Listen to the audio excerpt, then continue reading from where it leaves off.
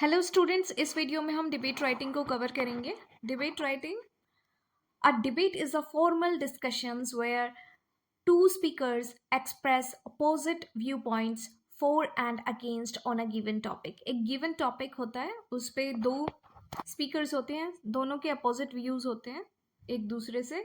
एक उसके फेवर में बात करता है, एक उसके अगेंस्ट में बात करता है। It test your ability to argue logically and persuasively. ये आपकी एबिलिटी को टेस्ट करता है कि आप लॉजिकली अपनी बात को रख पा रहे हैं या नहीं रख पा रहे, आप अपनी बात पे सामने वाले को मना पा रहे हैं या नहीं मना पा रहे। ऑब्जेक्टिव्स, डिबेट राइटिंग के ऑब्जेक्टिव्स होते हैं टू प्रेजेंट आर्ग्यूमेंट्स फॉर और अगेंस्ट अ मोशन, कि आप उसके आर्ग्यूमेंट को, जो टॉपिक है उसके फेवर में या अगेंस्ट में प्रेजेंट कर पा रहे हैं या नहीं कर पा रहे हैं। टू कन्विंस ऑडियंस और जजेस through logic, examples and evidence, क्या आप अपने लॉजिक, एग्जाम्पल और जो भी आपके एविडेंस है उससे जजेस को, ऑडियंस को कन्विंस कर पा रहे हैं, नहीं कर पा रहे। To develop critical and analytic thinking, जो डिबेट राइटिंग है वो क्रिटिकल एंड एनालिटिक थिंकिंग को डेवलप करती है।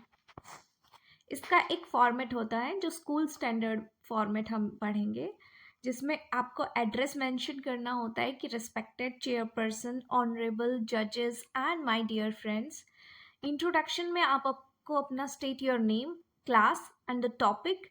Example, I Riya Sharma of class 10th stand here to speak for the motion, मतलब ये फेवर में बात करेगी। Social media does more harm than good. Body 3 से 4 strong arguments support your stand. ठीक है, बॉडी जो पैराग्राफ होते हैं उसमें 3 से 4 स्ट्रॉन्ग आर्ग्यूमेंट आपके पास होने चाहिए जो आपके स्टैंड को सपोर्ट करे। आपके पास फैक्ट्स होने चाहिए, इसमें लॉजिक होने चाहिए, इसमें एग्जाम्पल्स होने चाहिए, काउंटर आर्ग्यूमेंट्स भी होने चाहिए।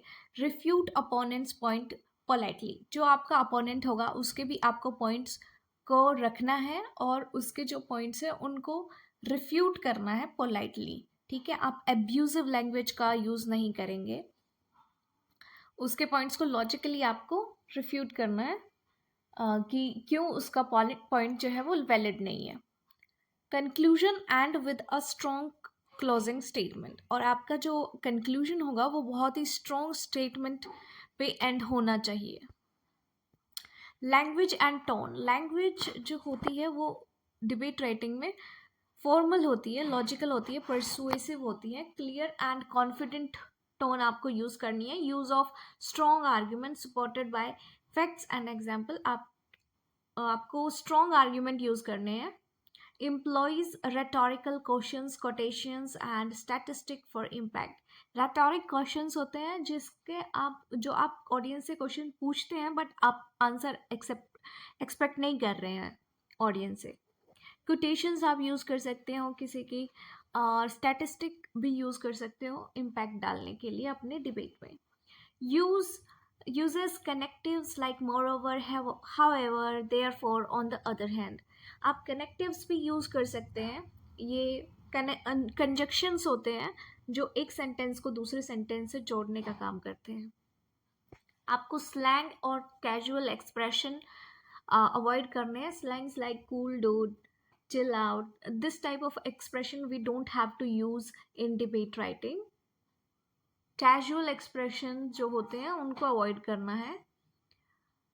may use first person and second person for direct appeal, आपको फर्स्ट और सेकंड पर्सन आप इसमें यूज कर सकते हो।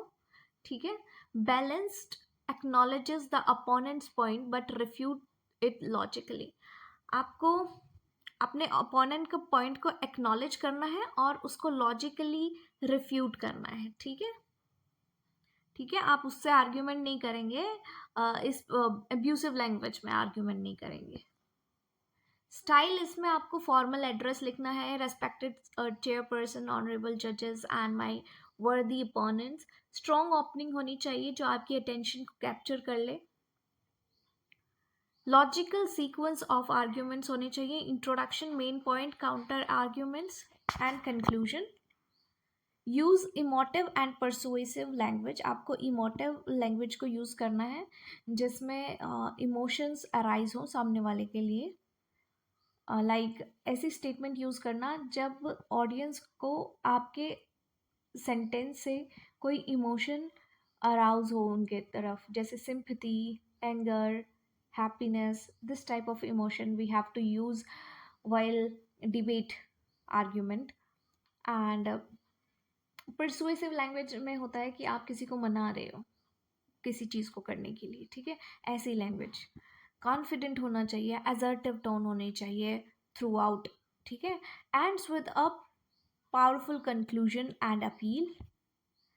Can include humour, irony, rhetorical flares to engage the audience, ठीक है। आप ह्यूमर यूज़ कर सकते हो, आयरनी यूज़ कर सकते हो, rhetorical फ्लेयर यूज़ कर सकते हो ऑडियंस को एंगेज करने के लिए। लैंग्वेज फॉर्मल होनी चाहिए, लॉजिकल होनी चाहिए, परसुएसिव होनी चाहिए। स्टाइल आपका कॉन्फिडेंट होना चाहिए, स्ट्रक्चर्ड होना चाहिए, इम्पैक्टफुल होना चाहिए। आपके लिए कुछ एक्सप्रेशंस हैं जो आप अपनी रिटन जो डिस्क्रिप्टिव एग्जाम है उसमें आप इन एक्सप्रेशंस को यूज़ कर सकते हो। I strongly support the motion that my worthy opponent may argue, but I firmly believe, let us not forget, in conclusion, I stand by my point that।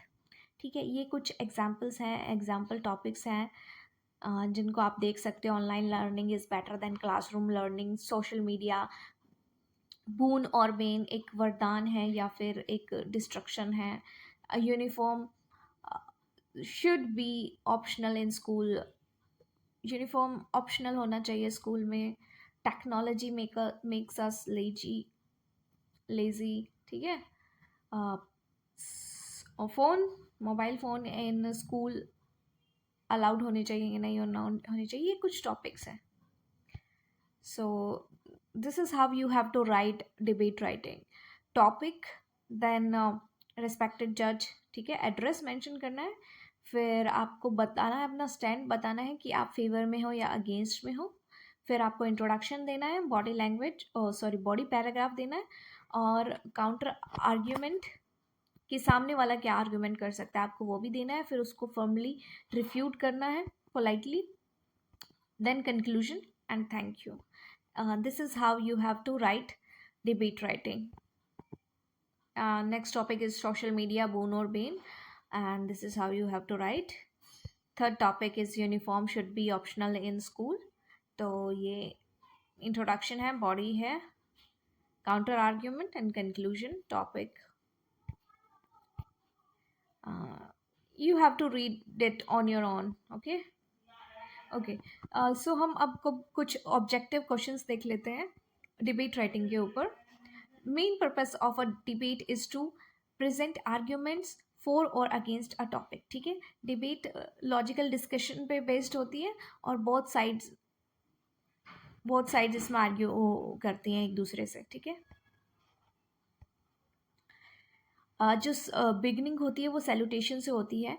Salutation में आपको respected chairperson and honourable जजेस, इस type से salutation होती है। ये debate writing is usually written in paragraph form में लिखी जाती है ये, और कंटिन्यूस स्पीच पैराग्राफ्स होते हैं। डिबेट राइटिंग ऑलवेज आर्ग्यूमेंटेटिव होती है। Debates present arguments to prove one stance, ठीक है। टोन हमेशा कॉन्फिडेंट एंड असर्टिव होती है, क्योंकि एक गुड डिबेट स्पीकर जो होता है वो कॉन्फिडेंट एंड कन्विक्शन के साथ बोलता है।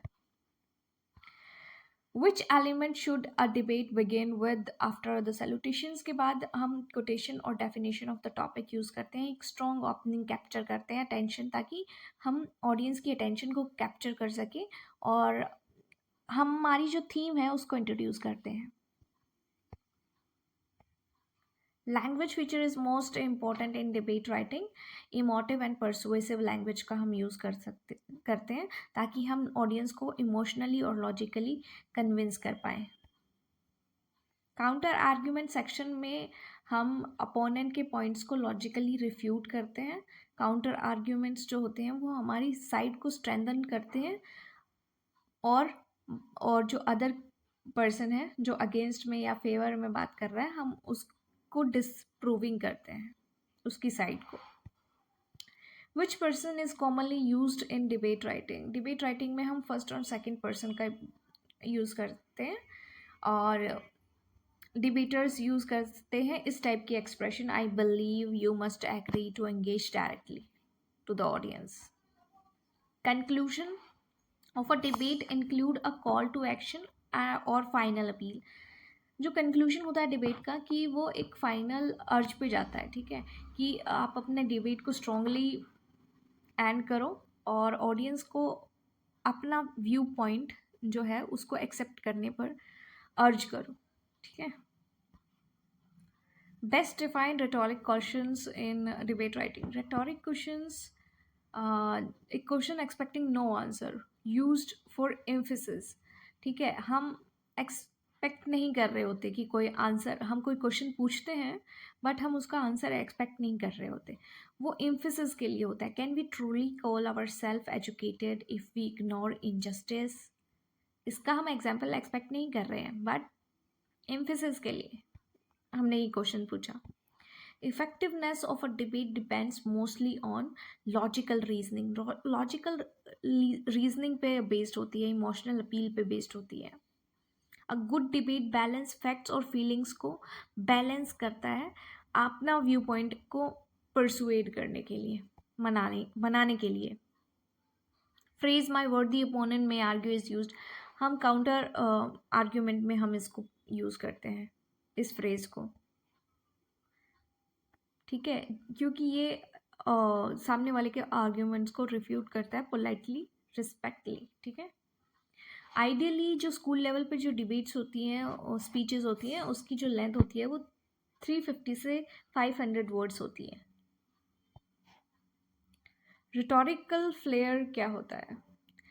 इसमें हम मेटाफर्स को यूज़ करते हैं, रेपिटेशन को यूज़ करते हैं और इमोटिव अपील्स को यूज़ करते हैं। मेटाफर्स होते हैं कि हम किसी के साथ डायरेक्ट कंपेयर कर रहे हैं चीज़ों को। जैसे मैं बोलूँ कि यू आर अ रोज़, ठीक है, मैंने ऐसा नहीं बोला कि यू लुक लाइक अ रोज़, ठीक है। इसको जब मैंने बोला यू आर अ रोज़ तो मैंने रोज़ के साथ आपका डायरेक्ट कंपेयर किया, इसको मेटाफर कहते हैं। रैपिटेशन होती है कि बार बार एक ही चीज़ को रिपीट करना, ठीक है। इमोटिव मैंने बताया था कि ऐसी लैंग्वेज जो किसी इमोशंस को जगाए, ठीक है। उसमें सिंपैथी हो सकता है, उसमें एंगर हो सकता है, उसमें कुछ भी हो सकता है। सो